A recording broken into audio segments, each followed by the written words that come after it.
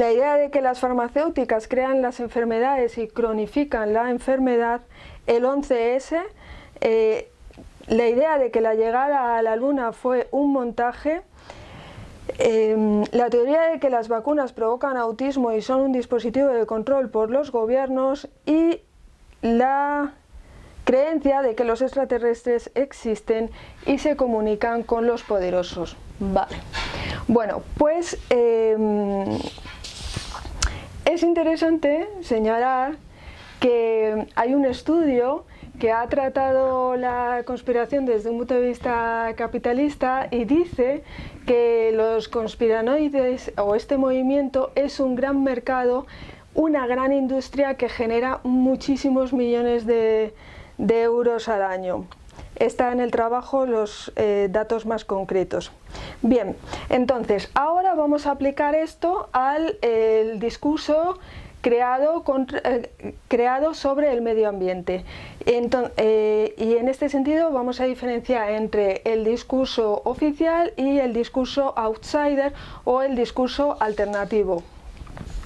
Muy rápidamente, el discurso sobre el calentamiento global empieza, de hecho el término, la primera vez que surge este término es en el año 1952 y poco a poco ha ido ganando terreno, sobre todo en los medios de comunicación, pero hay que diferenciar entre cambio climático y calentamiento global. El cambio climático siempre se entiende como algo a largo plazo, mientras que el calentamiento global se entiende como un cambio a corto plazo, leo literalmente, en la temperatura superficial de la Tierra.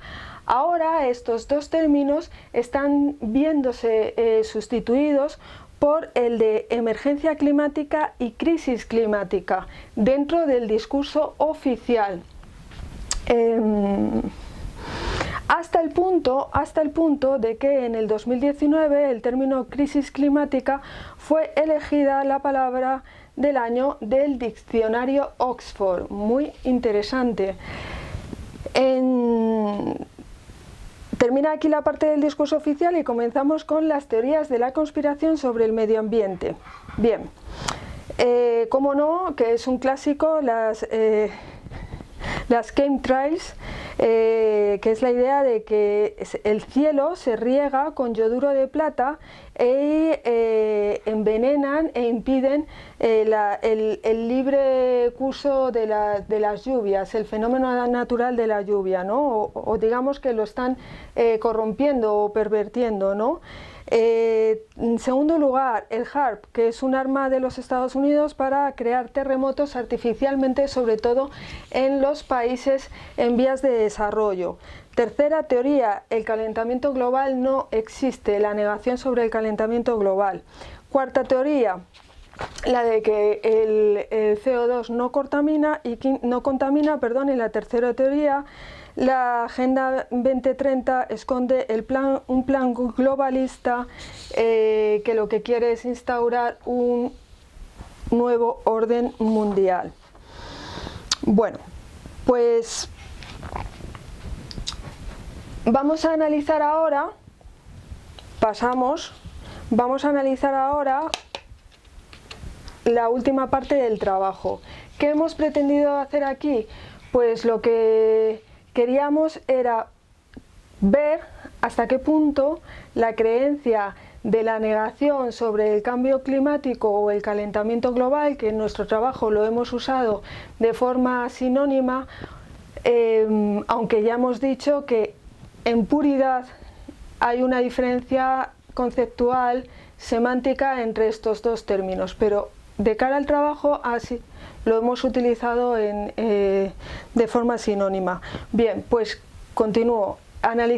Queríamos analizar cuánto había calado o si había calado la creencia de la negación del cambio climático, del calentamiento global, entre la población de la Universidad Rey Juan Carlos. Bien, perdón.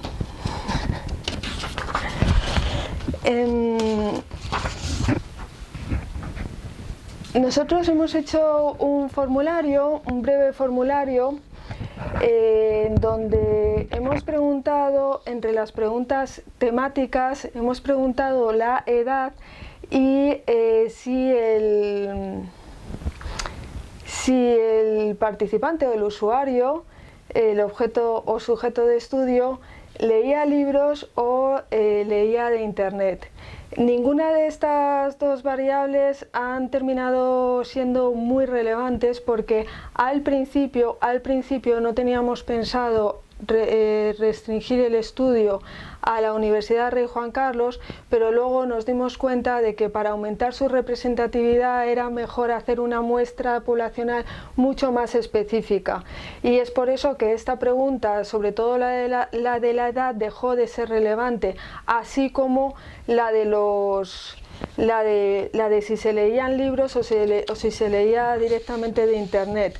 Yo pensaba, de hecho, que la última pregunta sobre los hábitos de lectura iba a ser mucho más relevante de lo que al final terminó siendo, porque la mayoría de las personas que participaron en la encuesta dijeron que leían libros, lo cual tampoco sorprende dentro de una población universitaria, aunque yo sigo manteniendo mi idea de que al principio pensaba que esto, incluso dentro de la población universitaria, iba a ser relevante por mi corta experiencia con las nuevas generaciones.